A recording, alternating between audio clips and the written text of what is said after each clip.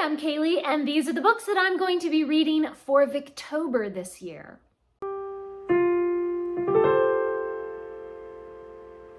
Victober is a month-long readathon that happens every October where we try to read as many Victorian classics as we possibly can.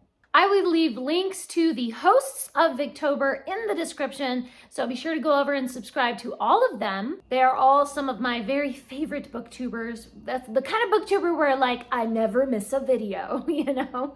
And please do subscribe to this channel as well and give this video a like if you love Victorian classics, and click on that little bell so that you'll be notified whenever I'm posting more videos about classics, which is quite often. And of course, follow me on Goodreads and Instagram and Storygraph and all the places. So this year for Victober, I have some fantastic stuff planned that is kind of dovetailing together with some of my yearly goals. So this Victober is just working out perfectly on every level.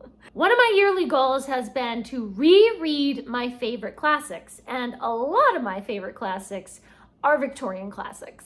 I have two books that I have chosen that I've been saving up all year to read for Victober, and these are some of my favorites that I'm so excited to reread. And I've been looking at the prompts that the hosts have given out for this year's Victober, and it looks like my two books will fit most of the prompts as well. The two books that I'm going to be reading are Charles Dickens' David Copperfield and Elizabeth Gaskell's North and South. So these are two that are already my favorites, but David Copperfield, I don't think I've read this in 20 years. And North and South, I know it's been a good 6 or 7 years since I've reread this one. So we're going to reread these and we're going to find out, are they still my favorites even after all these years? David Copperfield especially, I'm really hoping that it's still my favorite, because when people ask me, what's your favorite of Charles Dickens? I always say my favorite is David Copperfield. I mean, I have a lot of favorite Dickens, but David Copperfield has always been right at the top of that list. But I have not reread it in so long. I've read a lot of Dickens since I first read David Copperfield. So I'm wondering, is it going to live up to my memory of it? So we will see. Will David Copperfield still take that #1 spot?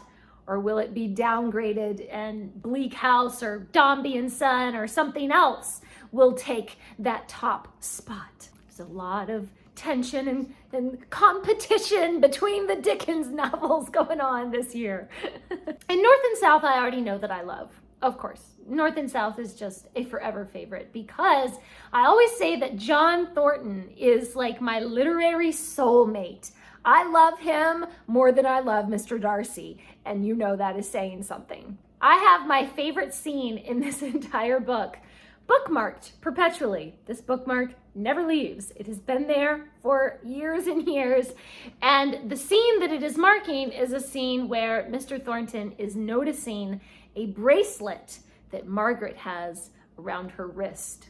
It's a very simple scene. It's only 2 paragraphs. But somehow, I don't know, that scene always touches my heart, I guess, and it kind of encompasses what I love so much about John Thornton and Margaret's relationship. So I'm really looking forward to diving back in, reading through my favorite scene again. I think I'll just keep that bookmark there, and I'll use some other bookmark to actually mark where I am in the book as I read through. So now let's talk about the prompts and which of the prompts these two books are going to fulfill. Katie's prompt is to read a piece of Victorian new woman fiction. I'm not sure if Margaret Hale counts as a new woman, but she definitely goes outside of her comfort zone. She also kind of becomes somewhat of a businesswoman in her own right. There are plenty of people that want to tell her what to do with her money, but she has her own ideas. She kind of figures out her own business deals and stuff. So I think I'd say that somewhat fulfills this prompt for the new woman, I guess. Kate's prompt is to read a Victorian work with a stranger or an outsider. And North and South definitely fits that again, because Margaret Hale is a stranger in her new town. She is definitely an outsider in this new culture that she has found herself in. They have their own ways of behaving, their own societal norms, their own manners, and she just doesn't understand any of it. She's an outsider and she has to adapt to her new environment. Marissa's prompt is to read a Victorian work by a new to you author, and I'm not going to be doing that because I'm rereading my favorites, so I don't get to do this prompt. Oh well. Petra's prompt is to read a Victorian first-person narrative, so David Copperfield fits that. David Copperfield is told in first person. I love that iconic first chapter, I am born. Whether I shall turn out to be the hero of my own life, these pages must show. So it's David telling his own story about his life.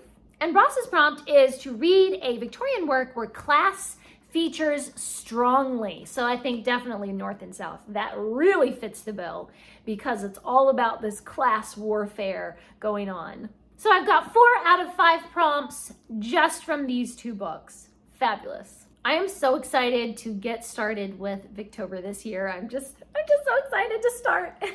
Now the question is though, will I read from these editions that I read from before? Will I read on Kindle or will I maybe listen to audiobook? I have not quite decided. I wonder if I might do David Copperfield on audiobook and then I might read North and South, you know, just in this physical copy. I'm not sure yet. I might try an audiobook and then just kind of see, do I like it? Is it, you know, is it going well? We'll see. I'll have to make a decision there. We'll see what we want to do with these. I don't know.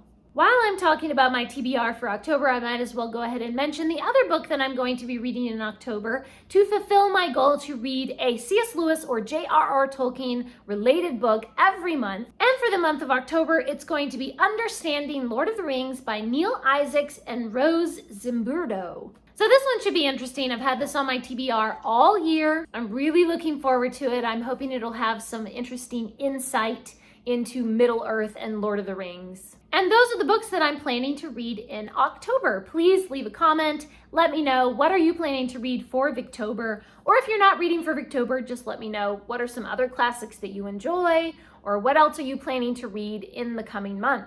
Thanks for watching. Please subscribe, and remember, the right book in the right hands at the right time can change the world.